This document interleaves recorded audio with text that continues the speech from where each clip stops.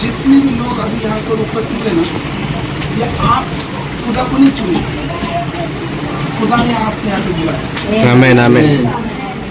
आप देखिए इस संसार में कितने सारे लोग हैं, हमने लोगों ग्रुप में नाम भी डाला था, लोग नहीं आए क्योंकि खुदा का योजना ही नहीं था आज उनसे बात करने का। इसलिए बाइबल क्या बोलना चाहती है कि आप लोगों ने मुझे नहीं चुना, आप लोगों ने खुद यहाँ पर चल के नहीं आया, मेरी आत्मा ने यहाँ पर जब उसकी आत्मा हमें जब उसकी हुजूर में लेकर आता है तो वो क्या बोलता है, तुम मेरे नाम से फलों को लेकर आओगे, अच्छे स्वभाव को लेकर आओगे, अच्छे जीवन को लेकर आओगे।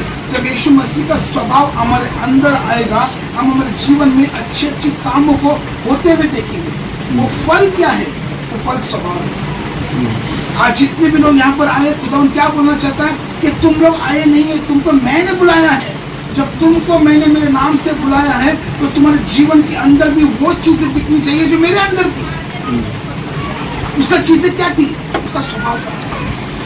कोई ऐसा व्यक्ति था कि वो अपने आप को कभी भी परमेश्वर नहीं कहा। बाइबल पढ़ेगा किधर भी खुद को उसने खुदा ने बोला, उसने क्या बोला? परमेश्वर का पुत्र बोला। अपने आप को वो नीचे रखा, अपने आप को वो नम्र किया, वो कभी भी घमंड नहीं किया।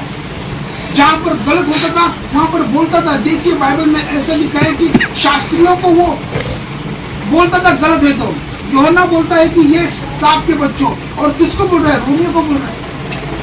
जहाँ पे गलत है बोल रहा है, सही है, वो अपना आत्मा वहां पर उड़ता था।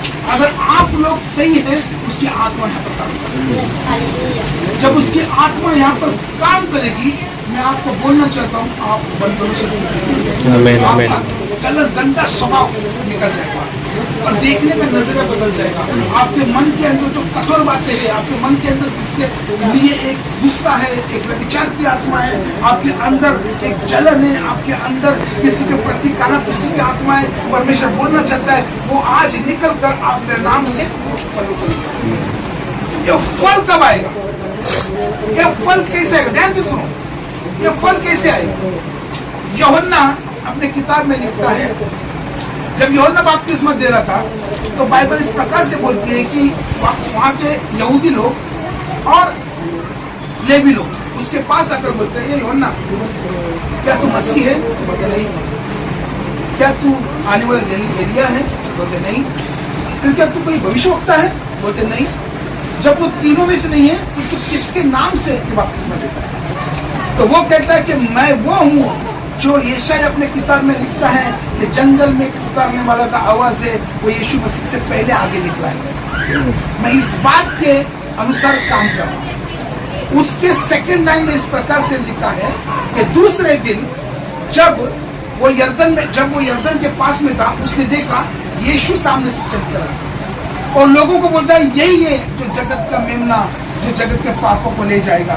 इसका जूते के बांध को मैं खोल भी नहीं सकता, वो उतने भी मेरे औकात नहीं। ये वही है जो जगत का बोझ को लेकर जाएगा। ये वही मसीह है जिसका हम इंतजार कर रहे थे। किसने उस वक्त बात को बोला लेकिन किसने ग्रहण नहीं किया? उसमें से एक व्यक्ति ने ग्रहण किया, उसका नाम है यूहन्ना। ये बात तो यूहन्ना ने सुना जब उसने बाइबल ध्यान से पढ़िएगा, अध्याय 2 में, अध्याय 1 में इस प्रकार से लिखा है कि जब वो लेवी लोग, जब वो यहूदी लोग ने पूछा कि तू किसके नाम से बपतिस्मा देता है, तो वो बोलता है कि ना मैं मसीह हूँ, ना मैं एलिया हूँ, ना मैं कोई भविष्यवक्ता हूँ, लेकिन मैं वो हूँ जो परमेश्वर ने मुझे मसीह से पहले भेजा है कि मैं उसके नाम से आप लोगों को चेतावनी दूंगा कि मेरे पीछे कोई आने वाला है, वो आपसे बपतिस्मा देगा। ये बोलने के बाद दूसरा वचन इस प्रकार से लिखता है कि दूसरा दिन उन्होंने देखा कि यीशु चलकर आ रहा है, तो बोलते जो ये है, यही है यीशु जो जगत, यही आने वाला मसीह जो जगत का पाप को ले जाएगा।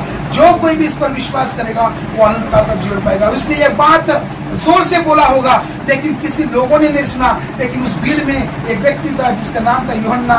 उसने इस बात पर विश्वास किया, उसने यीशु मसीह के पीछे गया। वो कहता है उसने यीशु मसीह को 2 चेले, उसमें एक का नाम है अंद्रियास और एक का नाम है पतरस, वो 2 भी उसके पीछे पीछे गए। तो यीशु ने मुड़ के देखा, तुम दोनों किधर जाते हो? वो बोला हम तेरे पीछे आना चाहते हैं। वो पता है मैं कहाँ जाता हूँ? हम वहाँ जाना चाहते हैं जहाँ पे तू जा रहा है। यीशु ने उनको अपने साथ लेकर गया।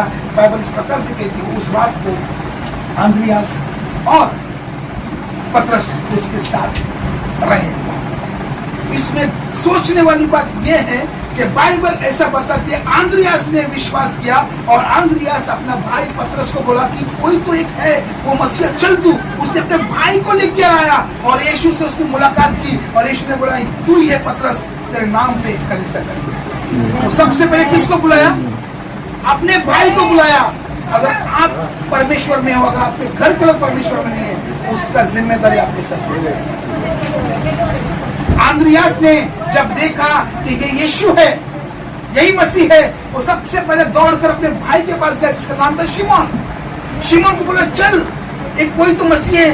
उसने उसका मुलाकात कराई। जब मुलाकात कराई तो ये वचन कहता है कि 10वें घंटे की समय था, तब परमेश्वर ने उसको देखा और बोला हे पतरस, तेरे नाम पर मेरी कलीसिया बनी, तेरा नाम आज से पतरस होगा। आप देखिए सबसे पहले उसने क्या किया, मसीह को देखा, उसने अपने भाई को बुलाया। क्या हम लोग हमारे घर के अंदर हम लोग यीशु मसीह का प्रचार करते हैं?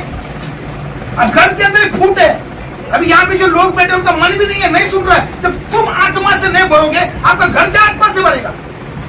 अब जब यहाँ पर आए उसकी उपस्थिति में, आपका सोच किधर है, आपका देखना किधर है, आपका बोली क्या है, आप क्या बोल रहे हो, क्या सोच रहे हो, वो आपको